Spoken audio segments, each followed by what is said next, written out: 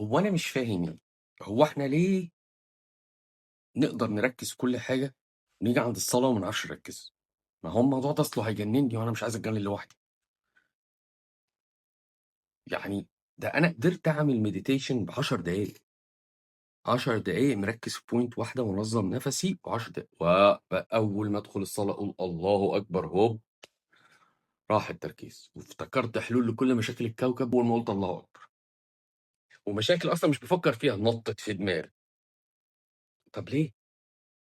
طَب ما أنا مُخّي قدر يركّز، ليه لمّا آجي في الصلاة مش مركّز؟ كده قُلت يمكن عشان إحنا في الصلاة في أكتر من action، يعني أنت في ب ب بتتحرّك بجسمك أوكي، ففي nervous system شغّال، وفي نفس الوقت بتحاول تفتكر اللي بتقراه وبتقوله، فقُلت يمكن عشان كده.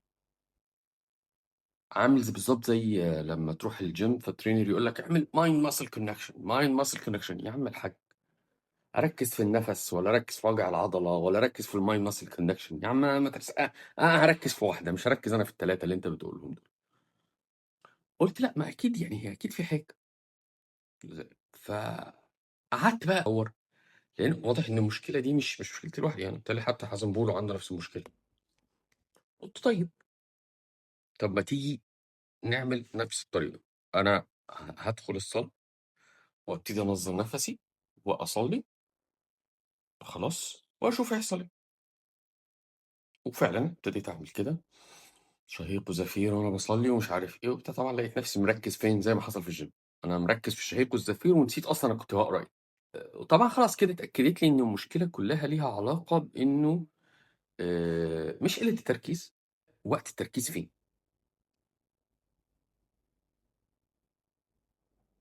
فعملت research كده فاكتشفت إنه لمّا عملت research إنه في أبحاث كتيرة بتقول لك إن الانتباه الإنسان ليه مساحات محدودة، يعني أنت تقدر تركّز يعني say مثلًا أنت هتركّز في 80% من الcover ده ماشي، أنت تقدر تركّز، تركّز، تركّز، تركّز، تركّز لغاية هنا وبعد كده ما تقدرش تكمّل عن هنا مثلًا، ماشي، ليه مساحة محدودة، فلو جزء من المساحة المحدودة دي اللي إحنا اتكلّمنا عنها راح فين، في النَفَس، فالجزء المتبقي عشان تركّز في الصلاة واللي بيتقال ده أقل، فبدل ما سرحت في الصلاة سرحت فين، في النَفَس. العلماء كلّهم بيتكلّموا في إيه بقى، في نقطة مهمة جدًا، إن الإنسان عايش طول الوقت في دوشة مستمرة، يعني أنت طول الوقت عايش في ذكريات وقلق وخطط ومقارنات، والعقل يعني نادر ما بيُقف، والصلاة في أساسها هي عادة وعبادة عشان يعني تنعزل عن دوشة العالم ده، تمام، ده هم الوقت الوحيد اللي أنت بترتاح فيه في اليوم، هو ربنا عملها عشان كده، افصل عن الكوكب ماشي، وخليك مع رب الكوكب. فالدقايق القليلة دي اللي بتساعدك إن أنت تهدى وتكمّل، عشان كده كان سيدنا محمد يقول أرحنا بها يا بلال. طبعًا لمّا قعدت أقرا الأبحاث دي ابتديت أفهم كلام كده ما كنتش بافهمه، يعني إيه أرحنا بها يا بلال دي؟ فهمتها دلوقتي، بس اللي أنا فهمتها صح ماشي، فأنا كنت محتاج إن أنا أنظّم نَفَسي قبل ما أدخل الصلاة، يعني أجرّب كده إن أنا أمرّن عقلي إنه يهدى ويدخل في mood هدوء وrelax قبل الصلاة بدقيقة كده، وأنظّم نفسي قبل الصلاة بدقيقة، ومجرّد ما أقول الله أكبر أرجع أتنفّس طبيعي جدًا ماشي، وأقوم إيه، داخل في الصلاة، من غير بقى ما أعَدّ ولا بتاع ولا أي حاجة، وخلاص وسيب اليوم ولا ضهر. المفاجأة هنا مش كانت إنه يعني هو السرحان ما اختفاش أكيد لإن في عوامل تانية، في شيطان بقى وفي وسوسة وفي حاجات كتيرة يعني، خلاص سرحت، مجرّد ما أفتكر أرجع تاني على طول في السريع. بالمناسبة بقى إنه القصة دي مش اختراع يعني ولا حاجة، يعني هو الإنسان من قديم الأزل وهو بيحاول يسيطر على دماغه، وactually إن الناس لمّا بتسيطر على دماغها بتوصل level مرعب من القدرات البشرية،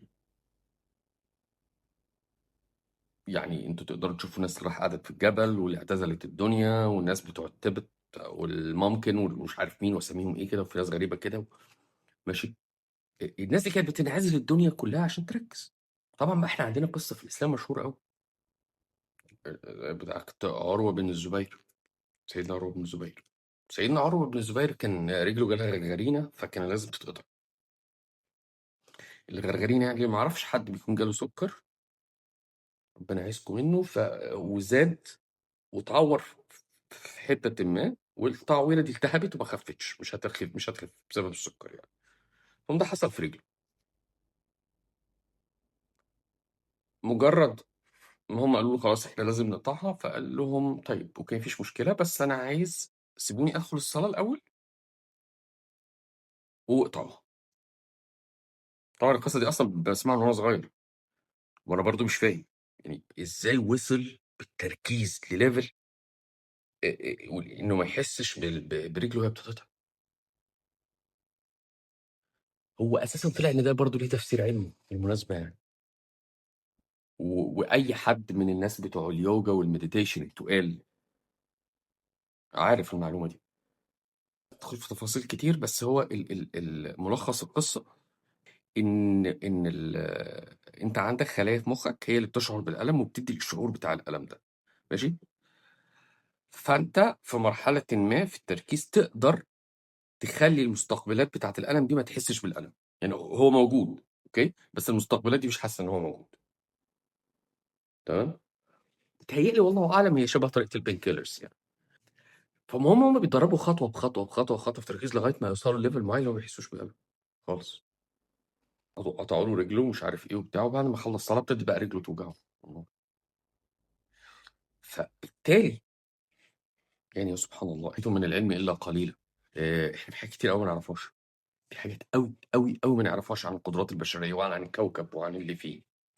يعني أنا مش عايز يعني أشعب لكم الموضوع، بس يعني مثلا لو تقروا عن أولياء الله الصالحين هتكتشفوا إن برضه هم عندهم قدرات عقلية رهيبة جدا. وبرضه القدرات دي راجعة لليفل تاني من التركيز. دول ناس ما اتخلقوش بقدرات خاصة، هم ناس قدروا يوصلوا بالتركيز وبإن هم يستخدموا كل ذرة قدرة جوه مخهم ربنا اداله. ببساطة يعني لما تلاقي نفسك مش خاشع في الصلاة، تمام، ما تجلدش ذاتك قوي يعني، ولا هو انت بس محتاج انك ايه، تركز يعني. جرب قبل الصلاة بشوية ما تمسكش تليفوناتك، ما تفكرش في حاجة، اقعد ظبط نفسك دقيقة كده، وسلم لله. افتكر دايما ان انت في الاخر انسان ارادته ضعيفه قوي، تمام، وانسان مفيش في ايده حاجه، الحاجه في ايد ربنا. وركز ان انت عنده دلوقتي. ابعد عن الضوضاء وابعد عن الوش، وهتلقى الدنيا بقت اهدى، وهتلقى نفسك بتتحسن في الصلاه. يعني جربوا موضوع النفس ده والله هيفرق معاك. اشوفكم الحلقه الجايه.